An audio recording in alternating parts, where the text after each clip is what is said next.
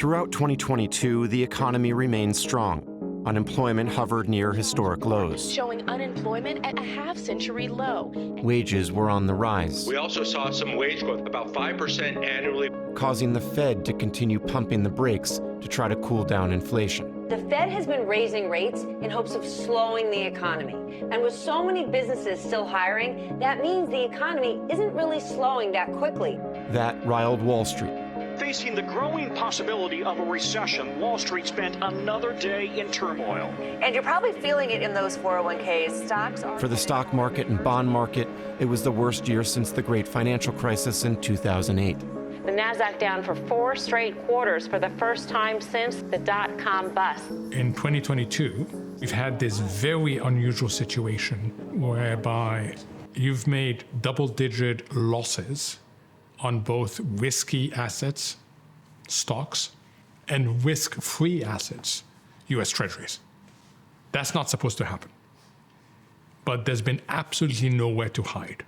That is a big issue for retirement plans, pension systems. No matter how well you diversified your portfolio, there was no risk mitigation in it at all.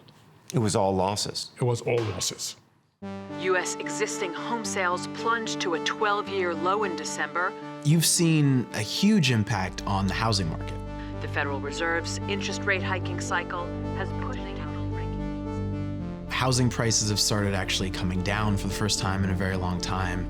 Mortgage applications have decreased. The crypto market, you've seen a number of companies wiped out. Crypto winter is here. That is not unrelated to what's happened with the Fed. Sam, hold on to me, Sam. Let's go. Sam Bankman-Fried faces investigations from U.S. regulators and potentially the Department of Justice. He invested $3 million into Luna, and now it's worth 1,000. You create these asset bubbles. That is, bubbles in stock markets and bond markets and real estate markets and art markets, whatever people invest their money in with borrowed money. And then those bubbles burst, and then that causes a downturn.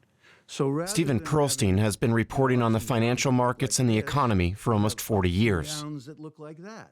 Bubbles tend to be everything bubbles these days, because if the source of it is cheap money, then you can be pretty much sure that it's not just real estate, or it's not just stocks, or it's not just tech and telecom, or it's not just Bitcoin. These things are connected by rubber bands with each other in a sort of way, and what propels one propels all of them.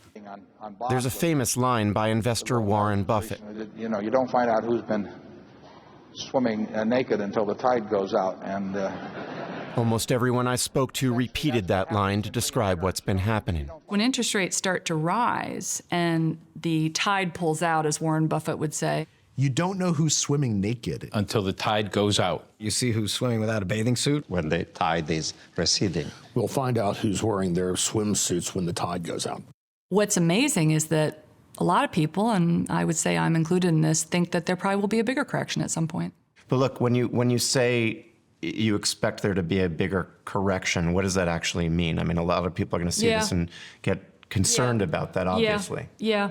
Let me try and be honest, but not scare people. Mm-hmm. Yeah, if that's possible. So the markets were down 20% last year. That seems like a lot. And if we were in a normal market cycle, I'd say, okay, we're done. You know, we're probably at the bottom. I don't know if I can safely say that we're at the bottom because of what we're looking back at, this age of easy money, not just even since the financial crisis, but before that, you know, for the decades that rates have been going down and down and down and debt has been going up and up and up. That's a long period of time where assets have arguably been artificially inflated. And so is it possible that you could see a continued correction at some point? It is possible. Now, I'm personally not going out and selling my entire stock portfolio. I don't want to scare people, but I do want to say that I think we are in a once-in-a-lifetime financial transition, and I think that everybody needs to sort of strap in for that. And if you need your money in the next couple of years, I would be more cautious than not.